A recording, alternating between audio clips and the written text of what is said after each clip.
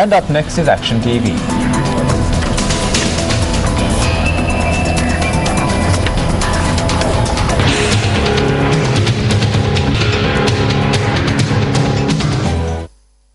Students are to be enrolled to grade 1 of all state-run schools by the 16th of January, parallel to a national festival which is to be held on the same day.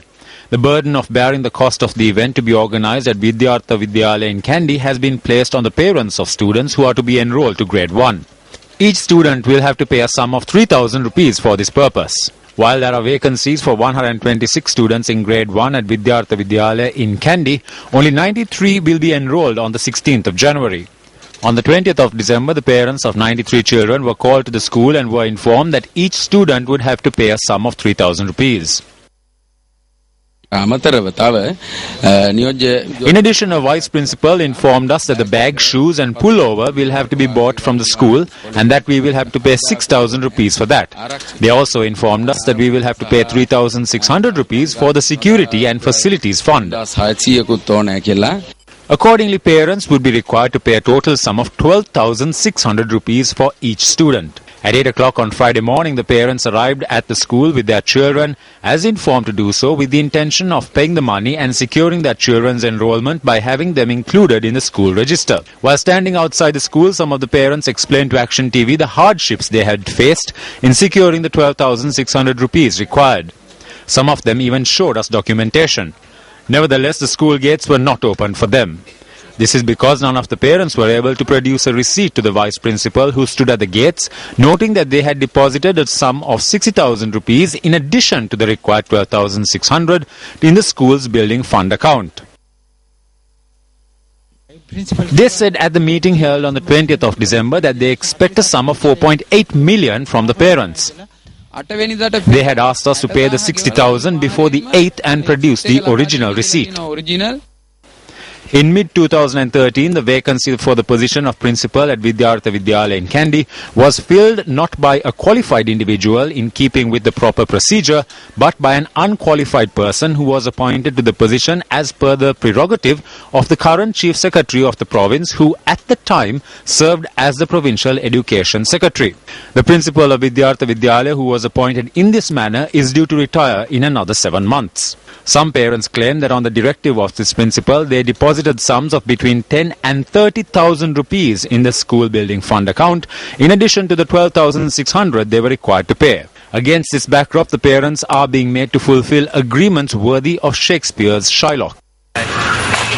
I have voice cuts from the parents. What does the principal have to say?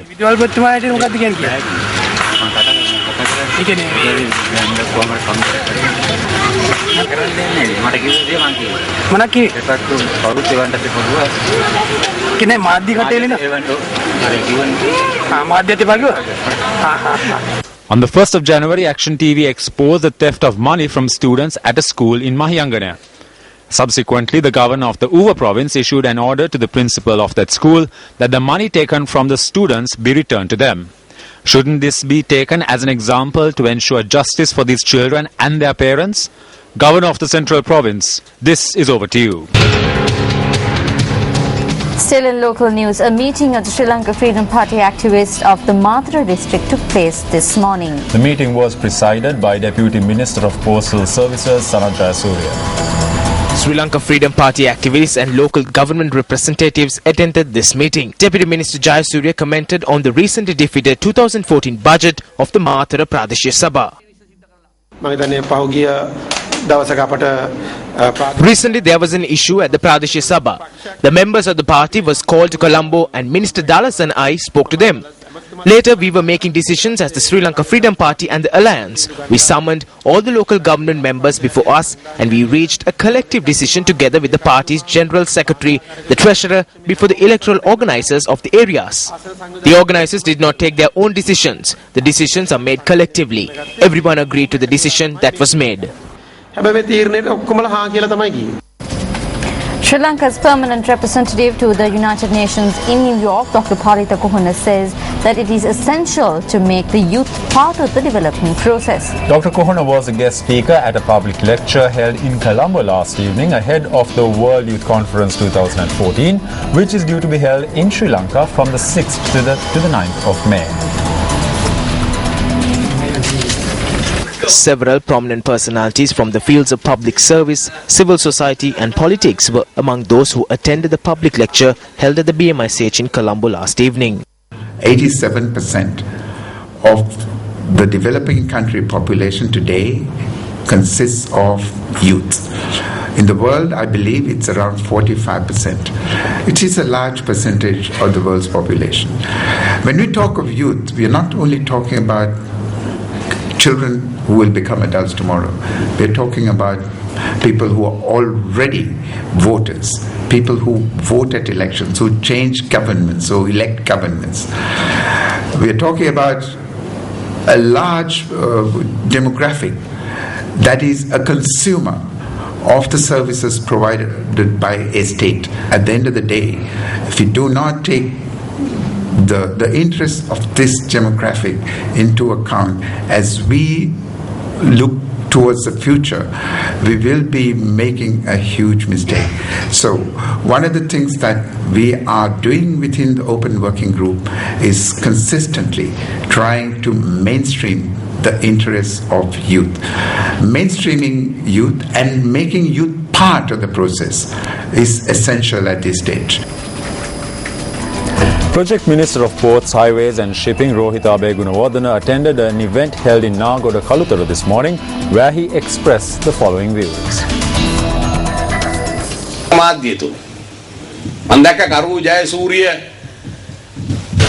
I saw it reported in the media that MP Karu Jayasuriya had said they have no troubles with finding a common candidate, but all the elephants in Sirkota are troubled.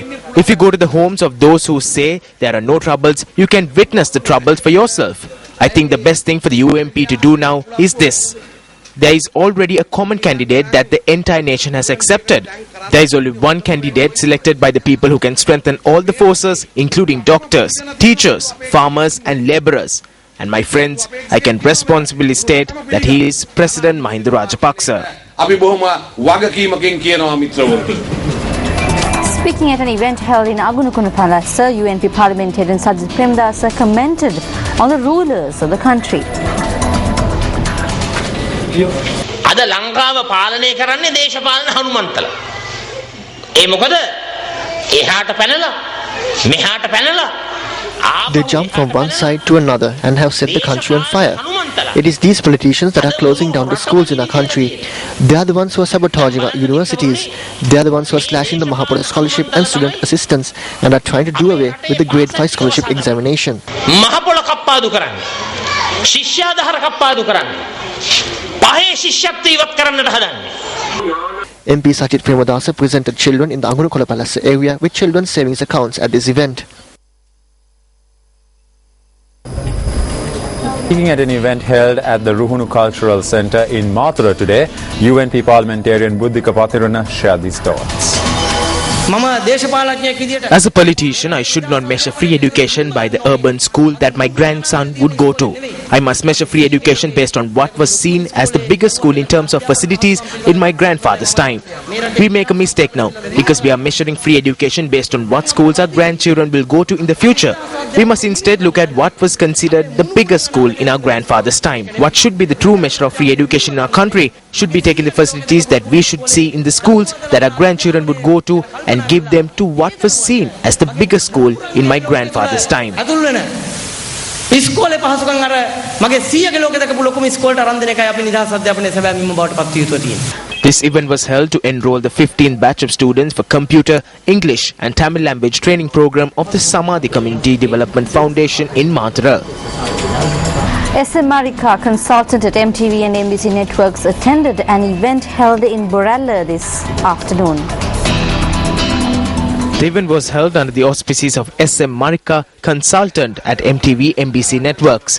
Books were distributed among school children from Sivalipura in Borella at this event. දැන් ඉස්සර අපි අහලා තියෙනවා කොළඹට ගිරේ ගමට කැකිරේ කියලා ඉවරලා. හැබැයි ඇත්ත කතාව ඒක නෙවෙයි. This is not the true story anymore. It is always the poor people in the Colombo municipality that are suffering hardships. The reason for this is that their cost of living is higher because they live in Colombo.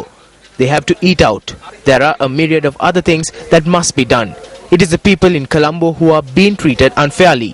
The biggest schools in Sri Lanka are located here. but they cannot enroll their children to these schools. Only the children of the wealthy are enrolled in these schools. The largest private hospital in Sri Lanka is in Colombo, but when they fall ill, they do not have the money to go to that hospital and be treated. The largest luxury hotels in Sri Lanka are in Colombo, but they do not have the money to afford a meal at these places, neither will they receive a meal at these places. Take a quick look at the newspaper cartoon of the day.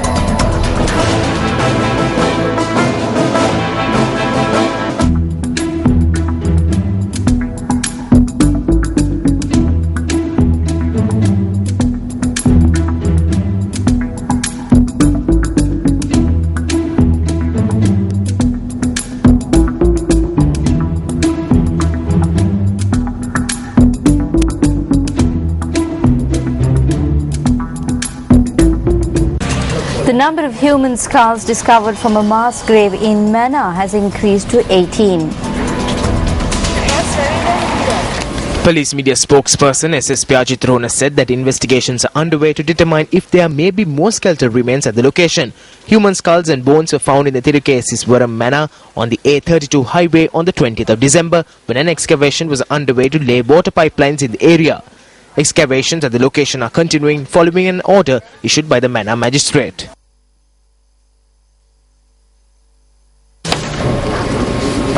Violent clashes have erupted between opposition activists and police as Bangladesh held a general election boycotted by the opposition. Now, at least 5 people were killed in unrest today. Dozens have died in the run-up to the polls. Scores of polling stations have been torched and voting is suspended at more than 100. Polling is said to be thin. The opposition is boycotting the vote with a 2-day strike against what it called a scandalous farce. Prime Minister Sheikh Hasina's Awami League is assured of victory, with government candidates already declared victors by default in many seats. She rejected demands for her to step down and a neutral government to oversee the poll, as in previous years. In more than half of the constituencies, there is no voting at all, because the opposition boycott has led to government candidates being declared winners in advance. On to the other international news. Iraqi troops trying to retake Anbar province from a mixture of Islamists and tribal foes battled Al-Qaeda fighters in Ramadi yesterday after shelling the western region's other main city, Fallujah, overnight. Now, at least 8 people were killed and 30 were wounded in Fallujah, and residents of both cities said the fighting had limited their access to food and that they were running low on generator fuel. Shops were sending food to mosques and people were being asked through loudspeakers to go collect it. Fallujah has been held since Monday by Sunni Muslim militants linked to Al-Qaeda and tribal fighters united in their opposition to Prime Minister Nouri al-Maliki in a serious challenge to the authority of his Shiite-led government in Anbar province. Al-Qaeda's Islamic State of Iraq and the Levant, or ISIL, has been steadily tightening its grip in the Sunni-dominated desert province bordering Syria in recent months in a bid to create a Sunni Muslim state straddling the frontier. But this week's seizure of territory in Ramadi and Fallujah was the first time in years that Sunni insurgents had taken effective control of the region's most important cities and held their positions for days. The violence shows that the civil war in Syria, where mostly Sunni rebels are battling President Bashar al-Assad, who is backed by Shiite Iran, is spilling over to Iraq and threatening its delicate sectarian balance. Switching gears and on to some rugby news now. The Sri Lanka Air Force team clinched their first victory in the Inter-Club Rugby League today. Meanwhile, Havelock's SC defeated the Upcountry Lions in the other match held today. Sri Lanka Air Force beat host CHNFC at the CHNFC grounds today. At the final whistle, the scoreline read 27-22 in favour of the Airmen. The Air Force scored 3 tries, all of which were converted, and 2 penalties. This was CHNFC's 7th consecutive defeat. Host Havelock SC beat the Upcountry Lions in the other game held today. At Lemons, Havis was ahead 90 points to 8. At the final whistle, the scoreline read 36-25. Havelock's SC scored 5 tries, 4 of which were converted, and a dropped goal. Havelocks, who have won 6 consecutive games, remain undefeated thus far this season. Let's look at news at 9 for tonight. Thank you very much for joining us. I'm Arundhati Mudanayaka. And I'm Shane Silva. Take care and good night. News First at 9.